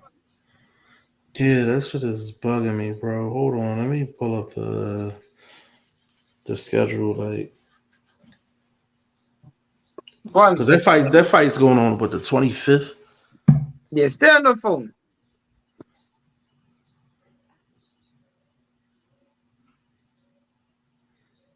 Yeah, I think it's the 25th. Yeah, it's bugging me, bro. Let me get to the 25th real quick.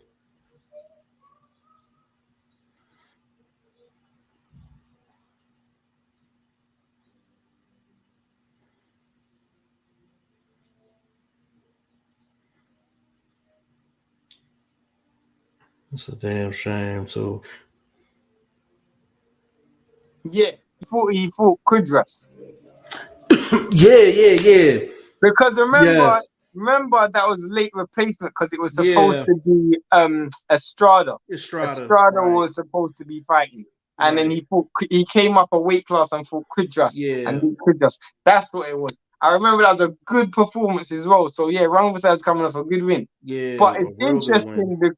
It's interesting because that was Estrada's strap, but then Rangvisai and Estrada's already fought twice. Chocolatito and Rangvisai Hmm. already fought twice. Yeah. So it's gonna be. But apparently Rangvisai and apparently Estrada and Chocolatito's fighting for a third time. Hmm. Is that fight announced already? I don't know if it's officially announced, but that's what I got. So I mean, you thought Chocolatito won the second fight. I remember. oh yeah, I was pissed off about that. I ain't even on front. I was pissed off like I had money on it. I didn't even have no money on it. It's crazy. Brennan said, I don't think AJ can't win against Fury. I think he has a better shot against Fury than he does Usyk. Fury's a I better mean, an style matchup for him. emotionally and mental prepared AJ. I keep having to emphasize that. Emotionally prepared AJ is a good fighter. If he's not Real emotionally and good. mentally prepared, he ain't beating. He ain't beating neither one. Yeah, and the thing I like about AJ is like AJ, when it comes down to it, he will do what he needs to do to win a fight. Like he don't have a problem putting his pride to the side because that's what he had to do in the second Andy Ruiz fight. He had to put his pride to the side and actually fight a smart fight. But the thing is, like there was a better chance of him pulling off a clean boxing match versus a Ruiz versus him trying to pull off a clean boxing match against the fucking boxing master. Like you can't do it. Yeah, You gotta get straight, you gotta like you gotta get Chino Maidana on a Usyk. You know what I facts. mean? That style wins against Usyk, not sitting back, jab, right hand, slip out the side door. No, that shit's True not working shining. against Usyk. True Shoe shining. shine and all that. Nah. You gotta literally get in there and be a roughneck for real. And Brendan Smith get this last one in. Rung Vasai can win if he has a good game plan. I think Rung Vasai, like he should win the fight. Me personally, like I think I he mean, you got should the win the fight. power. You Yeah, got the like power. I mean, I think I actually want to see the odds for that fight because it's probably because Rungvisai is the opponent and he's not the champion. The odds might be in favor of I'm checking Rodriguez. right now. I'm checking But right I now. know Rungvisai. I mean, Rungvisai's resume and his pedigree, it really should be enough. I mean, I don't know. I haven't seen him fight in a while. I think the last time I don't remember the last time. I know he had two fights after the Estrada fight. And I think I only watched one of them. I can't remember what fight it was because he had a fight on the zone. I remember Yeah, watching on the undercard. I can't remember what fight who he fought though. of course they don't have it on here. Oh, seriously. Yeah, hold on.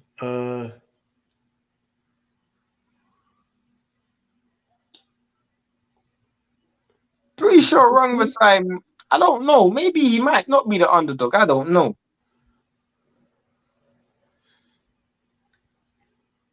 I don't know because I know.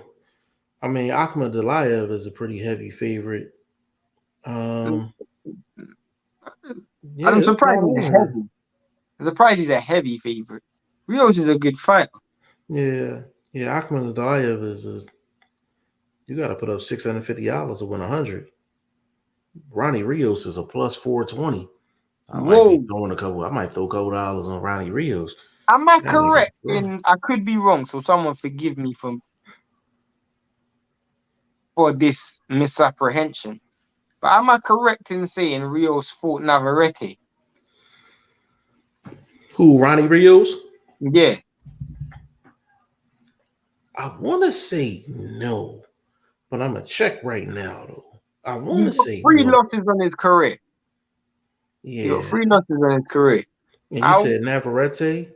Who's one of his losses?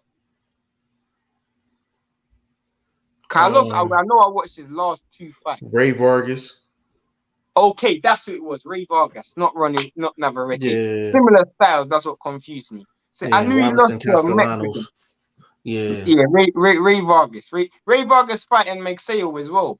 Ray Vargas fighting Yes. Maxeo. What's that? July 9th? I think it's July 9th. I don't know when it was, but Ray Vargas was supposed to fight Gary Russell That's a Jr. good. That's a That good fight fight. was supposed to That happen fight was. That years fight was ago. never gonna happen. That fight was never gonna happen. Period. That fight was never gonna happen. You think? Yeah, I think Ray Vargas beats Maxeo as Yeah. well. He said this is a why is something. He said this is a fire card from Eddie. Oh Uh yeah, yeah, dope. this is a dope ass card. Most Like of dope these ass cards card. from Eddie Hearn, without a great main event, has real good stuff on the Yeah, undercard. yeah. Like without a known main event. I mean, Yo, when if it's it's a if known it's main a event, known main event, then undercard gonna be trash truck juice. But if it's not a main like a crazy main event with crazy names on it, usually Eddie Hearn delivers. I give I him that. remember He when usually delivers. I remember when Andrade fought. Who did he fight? that unknown dude. He had Bivol versus Joe Smith on the undercard, and I think he had Michael Hunter versus Kuzman on the undercard. If I'm correct, I could be wrong, but he has some good undercards when he's in America. Like, Yeah, and the main event is that card was fire. Like that card was fire. That Joe Smith card. yeah, and he had another one earlier this year, which was good as well. A He Mexican had card, yeah, and obviously the he had Hooker. He had Hooker and Mikel Lespierre on that card. He had oh yeah. Callum Johnson and Sean Monahan on that card. Who else? Who else? Sergey Kuzman and That's what I said. Dweko. I said He had I that said card. Sergey. Yeah, I said Sergey Kuzman was on that card. Yeah, I remember yeah, Sergey Kuzman was on that yeah. card. That was a good. That was a good card. That was a good Kuzman had a card, fight yo. the other day as well at heavyweight. He won a fight in Russia the other day. I wonder if he got paid. Yeah. Good question, I yo. Good question. wonder if he got paid. Good question. Two back-to-back cards in San Antonio this week and next. Yeah, it's a Who's fighting lot next of week? we got I know we got a Philly card this week, this Friday. I mean It's a next pretty week. good Next week. card. Who's fighting next Next week? week is actually let me pull it up. Next week would be, let me see, that'll be what, the 30, no, hold on. Yeah, that's the McSayal and Vargas card. Yeah, that's that card. Yeah. And Who's on? hmm? Who's on the undercard? Hoping it's uh a good one. of that one, that is they haven't really announced it really. Who's on Actually, that card? Who's on the I'm hoping they undercard? got a good undercard. I'm hoping they got at least one good fight. Like, I think they will. Um, I ain't gonna lie, I think they will. But big shout out to my guy Cruz Hitman Stewart. He fighting this Friday as they well. said Rashidi Ellis is on the undercard. Rashidi Ellis is on the Rashidi Ellis is on the undercard. Actually, it's just not on. I was Boxer. looking at it on BoxRec. Yeah, they a little slow to the party. But yeah, my guy Cruz fighting this Friday in He Florida. told me, yeah, that's dope. Yeah, fighting Hakeem Lopez, 12-0. Fight is 68 though. I prefer Cruz at 60, 60. but they got him at I mean, you gotta get 68. opportunities when you can get. I mean, that's gonna be a crazy Absolutely. fight. Yeah, that's gonna be a 60 crazy is fight. good. Yeah. Is Brandon Figueroa on the undercard as well? That he can't be on the undercard, bro. He cannot be on the undercard. What kind of undercard is that? That is an expensive undercard. That is not PVC. That must be the zone or something. There's no way they're throwing out that much money on the undercard. Shit. Kinahan might have his hands in that, John, if it's for sure. You know what? I do remember. Yeah, I do remember seeing his name. To be honest with you, I ain't was gonna gonna lie. say when I was thinking about undercard names, I was gonna say I would throw Brandon Figueroa on that undercard, but then I was gonna say, nah, bro, Brandon Figueroa is probably a little bit too much out of the price range. It depends on who his opponent is, though. They might just be giving him a tune-up. I can't see him. Yeah, I'm actually curious about that Rashidi Ellis fight. To I be mean, I honest can't. with you, I mean, I can't. I mean, curious. who's at 122 that he could possibly fight? I mean, Who? maybe Brandon Figueroa. Maybe Almeida. They can probably bring in Almeida. I know Almeida fought out Angelo Leo, so they probably can bring in someone like an Almeida. Lewis Yeah, Nery just beat Carlos Castro, so I can't see Carlos Castro coming back in. yeah. I don't know what like Rais Alim's got a fight coming up he got a already. fight coming up. Actually, he got a tough fight. He got a fight. He got a tough fight. Who my man fight? That's my guy too. He's fighting. Damn. I feel Mike like that'd be Plania. He fight Mike Plania. That's a oh good yeah, fight. you told Yeah, me, you that's a told good me. fight. That's a good I'll fight. be surprised if Brandon. You know, it'll be a good fight. Versus Brandon Figueroa versus Angelo Leo. That'd be a good fight. That's a good fight. Is Cruz fighting on Pro Box? Yes. Yeah, he's fighting on Pro Box. And kind of pissed off at Cruz because he ain't. I know he in camp and all that, but you know, you gotta holler at your boy when your boy reach out to you, man. Like, but that's a good fight, man. 8-0, 8-0 versus 12-0, man. Like that's just, actually the card is solid. Like the card is solid, man. Like so, there's just a lot of good action going on. But I'm kind of curious to see what Cruz does because Cruz ain't been in the ring in a while, Yeah. and he's been fighting at 60, and that's a big jump from 60 to 68. And Hakeem, so why is just to give you a little more context, like Hakeem Lopez, he usually fights at 75, and he's coming down to 68. So, and Cruz usually fights at 60, but he's fought as high as like the 180s in the amateur. So he's not used to the big weight, but he's just a lot better at 160. Like And I've always wondered. You know, weight classes go up gradually. So you got 122, then 126, that's 4 pounds. Then 126 to 130, that's 4 pounds. Then 130 to 135, 35. 5 pounds. Then Mm-hmm. 35 to 40, that's 5 pounds again. Then Right. 40 to 47, that's 7 pounds. Then 47 to 54, that's 7 pounds. Then Yeah. 54 to 60. 60, that's six Yeah. pounds. You see, it's around the same level. Then 60, It's 68. 68. I Yeah, that's don't a understand lot. why it jumped so heavy. That's Like a it's been big, around that 5, 6, 7 mark with a yeah. bang, and then it goes back down to 7 again. Yeah, like it's yeah, and YSM he said, "Oh shit, I don't like this fight."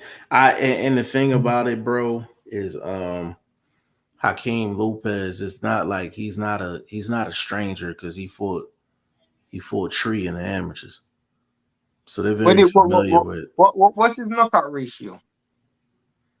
who Hakeem Lopez. Yeah.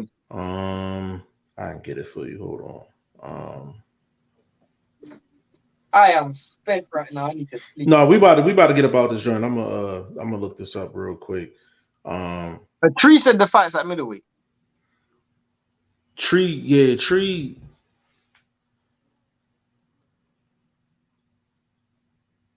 Then Tree texted me earlier and said it was a super middle. Maybe he's corrected himself. Or he might be running up and down them steps out there in the hot ass sun like he was yesterday. No, it's a super middle, bro. BoxRec got it as super middle. No, you said yeah, super. Yeah, he said, yeah. See, I told you he was running out in the hot ass sun, man. Big shout out to my guy Tree, man. Starting shit as soon as he come in the goddamn show, man. Big shout out to him, man. But yeah, what did you say? Oh, the Knockout ratio. 12-0, 8 knockouts. And Cruz is 8-0 with 7 knockouts. Nah, Cruz got power. I know that. I was just wondering. Cruz got that smoke. Cruz got that smoke. But the thing is, though, they're promoting Hakeem like he's the house fighter. Supposed to. That's good. They're promoting him like he's the house but fighter. that's so crazy, though. That's crazy because if Cruz can get a knockout in his fight, who's to know? Oh, bro, if he gets a knockout in his fight against Hakeem Lopez, this puts him right in the mix. This puts him right to be the winner of this fight should be in the mix. At either 60 or 68, because one of the divisions is really strong, smoking hot right now. Like, and even my guy Chino's supposed to be fighting July 23rd on the Top Rank card. And we interviewed him like after his first fight, like before his first fight of his career. So to see him, his last fight was on the PBC card. You know what I'm saying? And now he's jumping on the Top Rank card, man. So it's, and he's fighting around that 160 area, man. So you got some young pups out there. Got some young pups out there.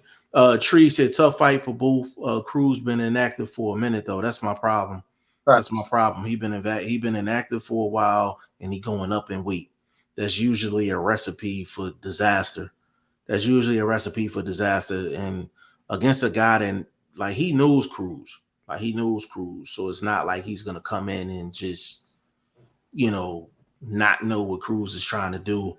But yeah, inactivity and up in weight usually don't add up to success. But I'm hoping Cruz proves Good. me wrong.